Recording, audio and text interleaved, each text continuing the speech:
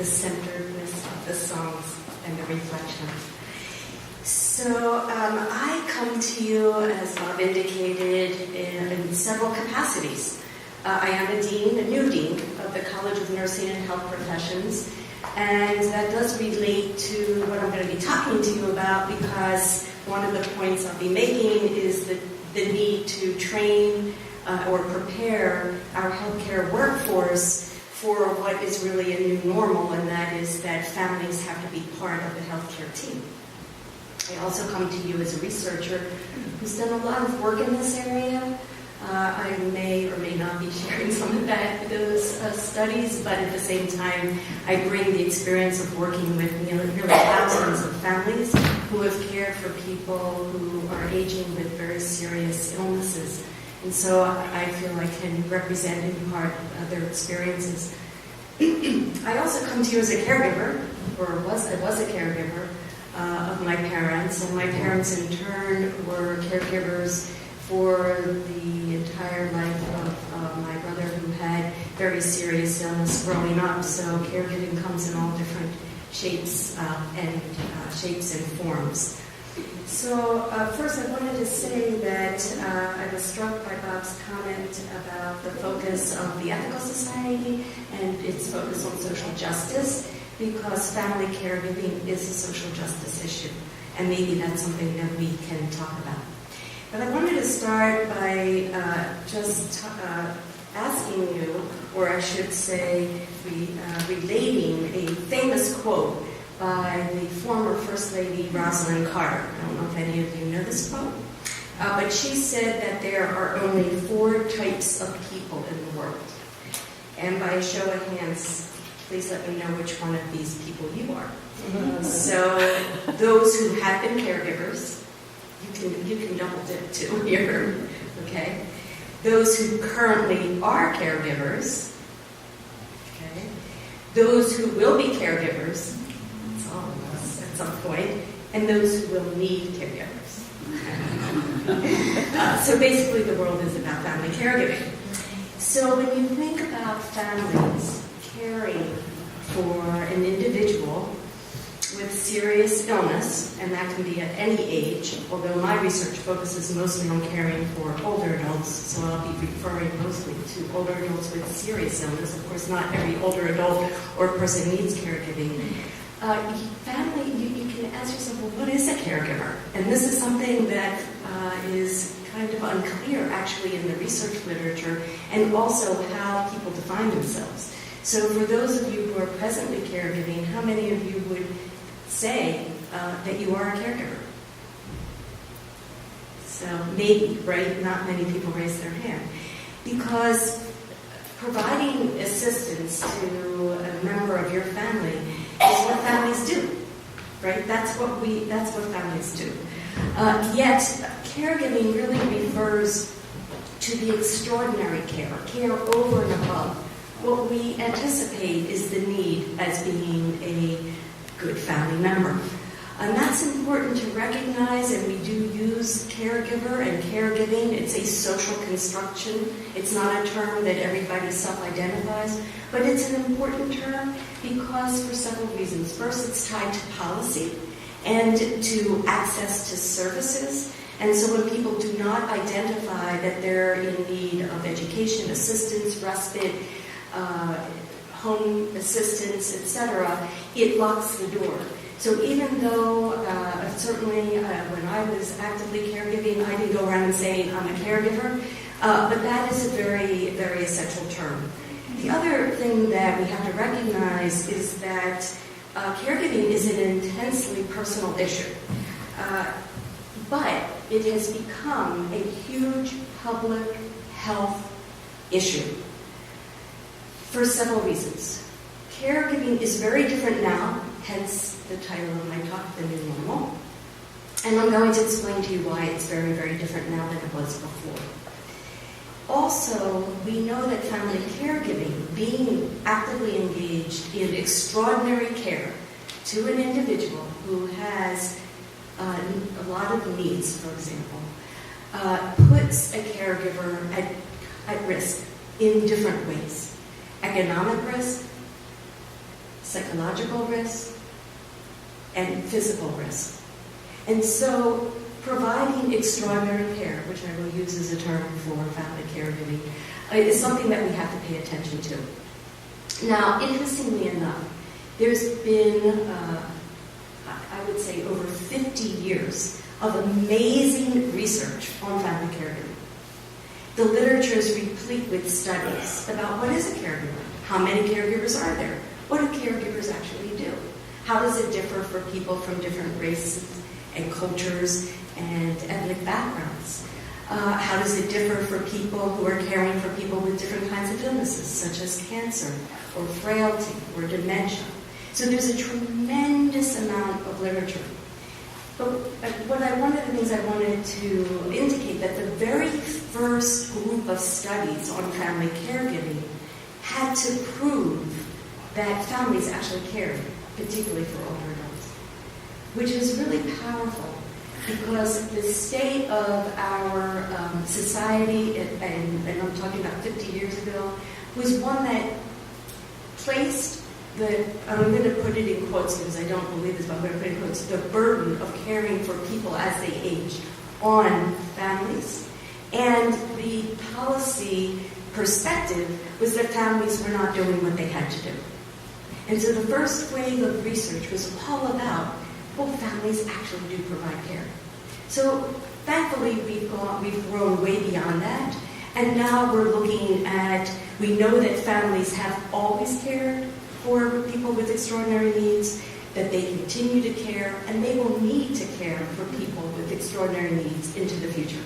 And this is true for several reasons. One is, and we were talking about this just a minute ago, and that is that, what we were talking about, that healthcare in our society, and this is all related, is not based on a fundamental premise that many other countries and developed countries embrace. And that premise is that healthcare is a human right. So we do not have, for example, a long-term care system that helps people living with different kinds of complex conditions who may need assistance, ways to get that assistance. For example, in Scotland, which, yes, is very different than the United States, it's a very homogeneous and small country, if you are diagnosed with some kind of cognitive impairment or dementia, you are immediately given a Bill of Rights in terms of what you are as a human being, allowed to expect from the Scottish government, as well as access to a care manager. And that care manager works with you and whoever you designate as your care partner for as long as the disease is. And so your needs with dementia are going to change, and consequently you are afforded the opportunity to have the support you need to live life with dignity and with a sense of purpose, etc. In our country, we don't have that system, and so there's an over-reliance on families. And then yet this places families at a very peculiar situation, because it's not as if families do not want to provide care, but they are providing care without the critical support they need. Now, family caregiving is different today than it has been historically when this body of research began and long ago, for 6 critical reasons. And I wanted to explain to you what those critical reasons are, because it's very important to understand the changing complexity of our country, as well as the world, and how it affects us as we all age, and also our family members. So one of the critical drivers of why family caregiving is different now than before is because we are approaching what's called a super-aging society. So what that means is that we have an unprecedented, dramatic change in the number of people who are aging. I often tell our students who are graduating as nurses or physician assistants or physical therapists or as counselors that their generation are one of the first that have most people who lived over the age of 100. So that's a very important dynamic. It's a big switch. So we are going to have many, many more people living for a long time. And we will be experiencing what we call a longevity dividend. That's what we're seeking, a longevity dividend. That we put into place healthcare and supports and social services that allow people to live the longest they can without assistance. But as one approaches 80, 90, 100, typically some kind of assistance is needed. So we're going to have more people who need assistance. So that's one important critical driver. The other is that if you look, and it's related to what I said, the other driver of the new change in family caregiving is that if you look at who is growing the fastest among people who are aging, it's people over the age of 80. And again, this is a group at more risk for experiencing multiple chronic conditions and changes in mobility and a mismatch between housing and abilities to require some kind of assistance. The other critical driver that's shaping policy in family caregiving has to do with the extreme diversity of our society, and heterogeneity. And what I mean by that is several things. First of all, the fastest growing segment of our populations are those groups that are considered minority populations, who will soon be the majority. African Americans, Latinos, Asians. These groups will become a majority and are aging at a more rapid rate. So what that means is that family caregiving is going to look very different because we come to aging and caregiving with all different experiences and backgrounds and cultural beliefs and histories and exposures in our past that impact how we care and the impact of caregiving. So those are the first three critical drivers. Another is that there's an unprecedented demand for care that we've never seen before. So in the past, some of the expectations that we put on families, that our health system puts on families, were traditionally performed by health providers. So engaging in wound care, helping people transfer in and out of bed and chair, helping people go up and down stairs, providing medications that can be quite complex. My mother-in-law, for example, is on 30 medications, so on a daily basis. So her regimen is quite complex. So families are now taking on and are forced to take on from a health system that demands this without education and appropriate support, management of many more complex issues around care that previously were conducted by health providers. So that's another driver. The other is that caregivers can pose physical, emotional, and financial risks. So the financial burden to caregiving is something that is really not well discussed, although I saw a couple of blogs yesterday and the day before about this, so I'm glad that it's being discussed in the public forum. So, for example, if you're a family member caring for another member of your family who has a cognitive impairment that advances into dementia, the cost may be over $200,000 and some thousand dollars over the life of that condition. Some families pay a minimum of $500 or more for various kinds of equipment and devices and assistance. We're not even talking about medications and so forth. When you look at studies, and again there's few, but very important studies, it's not Medicare or Medicaid that shoulders this burden. It's families who pay 70 to 80% of the care. Yet these are family members who are often, we call, in the middle. They may be caring for parents, they may be caring for siblings, they may be caring for children at the same time, and they may be employed. We call people with the triple caregiving duties: at work, children, and an older aging spouse or sibling or parent. And so there's quite a bit of risk involved, both emotionally, financially, physically, etc. So that's another driver of why family caregiving has become a public health concern and one that we should all be talking about. The other is I talked about the gap, the tremendous growth in our aging population, right? Tremendous. Super aging. What makes our society super aging, and this is true in China and Japan, in Latin America, in all developing and developed countries, is that in a few short years, there will be more people over the age of 65 than have been born under the age of 5. So what does that mean? We have more people who are aging, and as we age, we typically will need some kind of assistance, and we have less people who are available for that assistance. So these are very important dynamics that will be with us. It's not just the baby boomers. Most people say it's a baby boomer thing, and it isn't. The whole structure of our world is changing. And again, it is specific to super aging societies such as ours, and we follow behind Japan and some European countries. There are other trends that have changed the dynamics of family caregiving that make it a new normal. Medical advances, shorter hospital and rehabilitation stays, the ability to bring healthcare to home. So there are experiments now that have been very successful where the equipment and attention from ICU units are brought right into the home. However, that puts more pressure on family caregivers, right, to be part of that mix. And again, without the appropriate education, support, and know-how.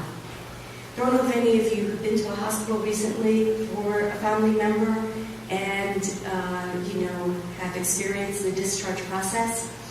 I can tell you that when I was bringing my mother home from rehab, 6 weeks in rehab after 6 weeks in an ICU for pneumonia, I was given a discharge explanation of what she would need as we were walking out of rehab, and I was helping her navigate her walker to our car, and I was being handed sheets of pretty complex medication regimes, when she had to have more blood work, etc., while, of course, I needed to attend to assure that my mother did not fall. And that's not atypical, okay? That's typically what discharge looks like. Consequently, there has been a big push from policy to change that. I don't know if you're familiar with the CARE Act, which is an act now being adopted by many states, which simply states that a care partner, whoever that person is, who self-discloses as a care partner, who the individual with serious illness indicates that they want to be involved in their care, must be involved in discharge and given appropriate instructions. So this is an important act. It's kind of a simple act. Those of us who've been in the field kind of like say, are you kidding me? But this is what is in fact needed, and in fact about 30 to 40 states have adopted that act so that people would not experience what I experienced and many others. So I talked about the drivers, and this is why caring now is very different than even 50 years ago, or even 30 years ago, or even 20 years ago. Okay? And that's important to recognize because it's a public health issue. So what do families need? Well, we all need something different. At the same time, there are some core needs that we all share as caregivers. That is education. Well, first I should say recognition that if the person who has a serious illness has identified us as a care partner and agrees that we're part of the healthcare team. So that's very, very important because often families are not recognized as part of the healthcare team. Most electronic records don't have a place to put a family member's name in. And so one avenue for change is to work with these electronic medical records and have opportunity to have a person who is a care partner introduced as part of the care team. So we all need to be identified. We also need our needs assessed. When my father was being discharged, I was actually from rehabilitation after multiple hospitals and so forth. I was actually called I was unaware that he was being discharged. I was called and I was on a train in France And I was working, and I was in between different countries to give some talks and trainings and so forth. And the rehab facility demanded that I come home because I needed to have my father. My father couldn't live alone, and my mother had died, so there was nobody at home. And of course, before I had left, I had asked what was going on, and I had informed them. But this is, what some of the issues are. So, identifying what families need and what they can do and what they can't do. So my brother and I had a wonderful division of labor along with my husband, and it took all of us to provide care. And my brother was very clear what he could not do. He could not administer medications. He didn't like, and he didn't necessarily know exactly how to deal with the healthcare system. I've been working in the healthcare system. That's something I can do. And he took over all the finances and worked with my father and my mother on that, where I would always work on the healthcare. So assessing what people can do or what they can't do. My father had a feeding tube at one point, and we had to learn how to clean that tube. Well, my brother said, and my husband, they said, I'm not going, I can't do that. Okay, I just can't do that for a lot of reasons.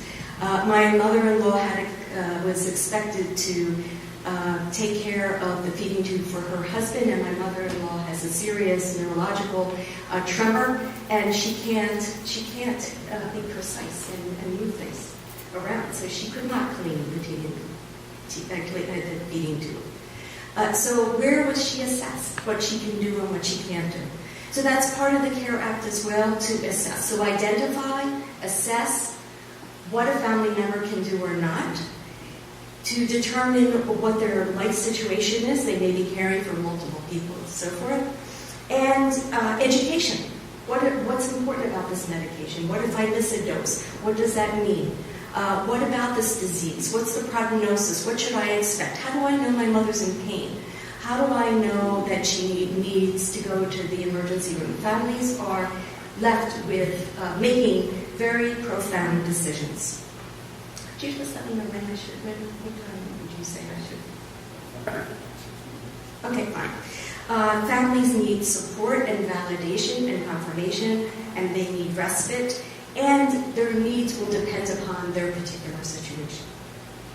So what I wanted to do is give you a sense of caregiving in real time by sharing with you diary entries from my cousin. She's actually my fictive cousin, but we called each other cousins. And she was caring for her mother, who actually used to come here. And her name is Sylvia Rosenfeld. And she was diagnosed with dementia. And one of the strategies that her daughter, Ruthie Rosenfeld, used was writing diary entries. Some of these were emails to me, and some of them were diary entries on a website for family caregivers.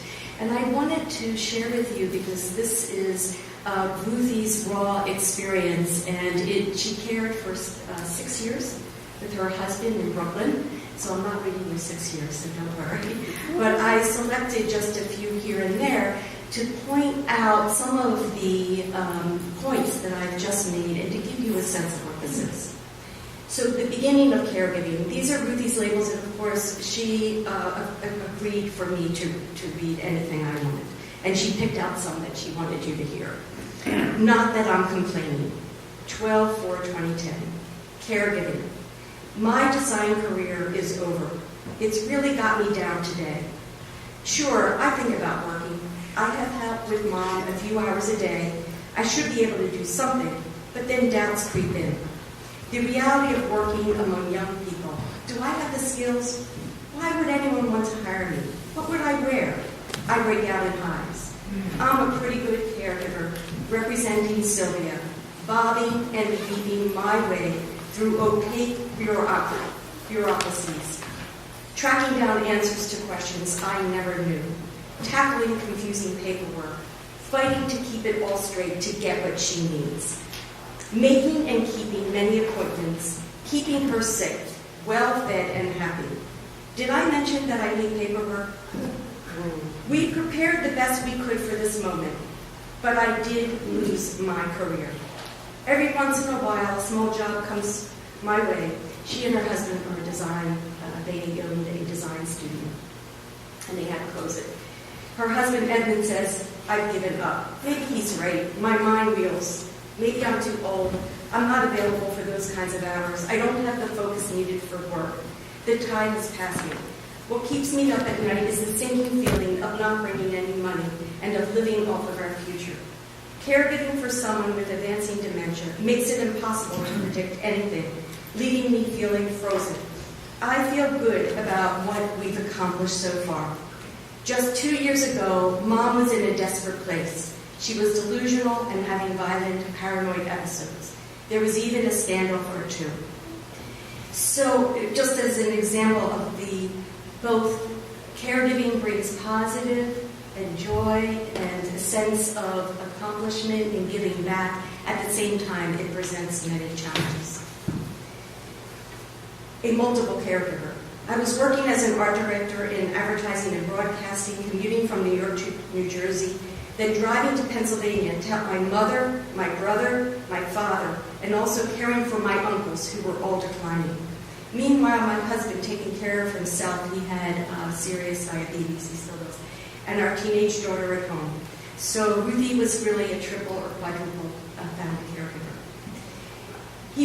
My husband was fighting his own serious health setbacks. That took a terrific toll on him, but he managed to shop, cook, and go through treatment for his illness. We spent a lot of time apart, and we had a dear friend living with us who helped keep Edmund company and was also a source of income. Another entry, same year, 2010. Did I mention I hate paperwork? In order to take advantage of the Medicaid home care benefit, much of my time is spent wading through insanely complicated layers of bureaucracy, keeping up with deadlines, deciphering indecipherable paperwork. There are too many agencies, each one taking a slice of an ever-shrinking budget, each agency requiring their own forms, redundant meetings with nurses, social workers, chasing down doctors' reports, and keeping up with recertification every year. This is impossible for someone without help. We went through 3 geriatric primary doctors in 6 years. There were specialists and special dentists. It was up to me to make and keep all of her appointments, keep track of her glasses and teeth, manage medications, keep her and her bowels moving 24/7, with maybe a personal assistant who came here and there for at the most 5 hours a day. Sleep has become impossible for me. My doctor gave me Ambien, which worked, but then I couldn't fall asleep without it. I became irritable and I became depressed. I got myself off of it. Woo, no more of that. Another entry was her strategy, and she calls us, make sure you do something for yourself. I'm taking a life drawing class on Saturdays, drawing a nude model with charcoal. It's my oasis of sanity. The complete focus once a week on something other than caregiving has allowed me to feel good about myself for the first time in a while.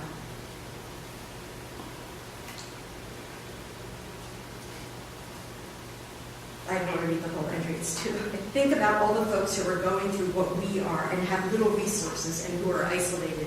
And I found that statement very interesting because Ruthie was extremely limited in her resources, and yet she was always thinking of other people. I just have to get used to the idea that this is my career now. Caregiving and navigating the system is what I do now, and it ain't easy. Ow, 12/12/2010. My back went out, missed my drawing class, the one thing I look forward to. Oh well, back to the heating pad. A gratitude moment, 1/28/2011. Last night, Edmund and I sat up talking about where we are now and how far we've come. It ain't bliss, it ain't hell. But for the first time in many years, I can say with a smile and not be holding my breath, waiting for the other shoe to drop. I used to be filled with dread every time the phone would ring, every time I'd be in the car racing to help, arriving at my destination, never knowing what I would face, gathering whatever shred of strength I had. Today, I am filled with gratitude. We are living in the moment, and this moment happens to be good. I asked my mom this morning, what do you think when you wake up? Oh, I'm here, or where am I? My mom paused and she said, I'm a very lucky girl. So I wanted to just say that Ruthie really in her diary, and it is available, she's going to publish it online, really shows in real time the ups and downs and the intricacies and the complexities which really reflect the new normal of family caregiving. And that caregiving expands for many people over a very long period of time. And I wanted to just share what that looks like at the end of life. This is an entry, and then I'll stop here. We're still here, 3/19/2015. It's been quite a while since I wrote. It's been a pool of sameness, yet with a sudden, steep decline. You know how the pool has a deep end that starts with a huge drop. Sometime in August, Mom fought off an infection. She managed to get through an upper respiratory threat without getting pneumonia. But it took a lot out of her. She was weakened, she worked her way back, and then in October she was fighting again. And through all this, Edmund and Ruthie have to make some very difficult situations. And I won't read some of the entries, but Ruthie explains in some of her entries how she has to educate even the hospice nurse as to what medications might be appropriate because they wanted to be called out. And that killed her father, so she was very aware of it. So 3/20, the next day, 2015, I think I'm fighting off some depression that's out to get me. Gotta steel my spine against it. There are no regrets here. Probably has a lot to do with my crazy, interrupted sleep patterns. I fantasize about turquoise oceans, white sands, and umbrella drinks more than I'd like to admit. So I just wanted to say that on 6/26/2015, Sylvia died, and her entry is, Mom died this morning at 4 a.m. I am too sleep deprived to write much. Thank you to all my friends for being there. And then interestingly enough, grief goes on and caregiving goes on, and there needs to be a return to a new normal, if you will, and that's what she expresses. So her next diary entry is 4 months later, 10/20/2015. I am still adjusting to life, taking it slow, working a bit, spend time with my amazing daughter on Saturday, which fills me with pride. Edmund and I are doing more things together. Discovering time out together is fun. Balancing is hard. We miss Sylvia, but nothing is as hard as what we did for the last 6 years. And then, 6 months later, it's almost 6 months since Sylvia died. I still am in a vulnerable place. I'm trying to work it out. What's that? Say that again. I am still in a vulnerable place, and I'm trying to work it out.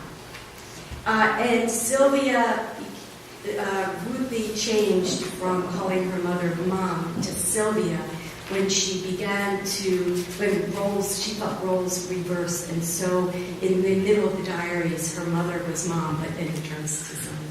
So I just wanted to share some of the caregiving in real time.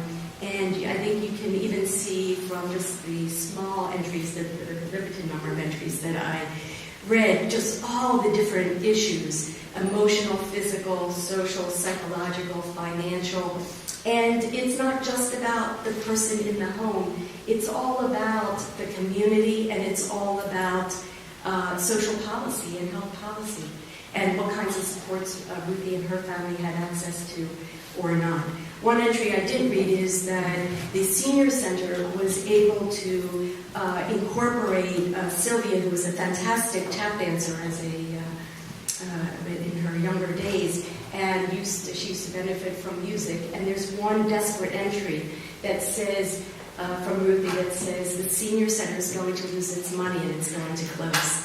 So again, just to show the circles and why of impact that everything has on families who are doing extraordinary care. So thank you for this opportunity, and I will stop there. And would you like to take questions now?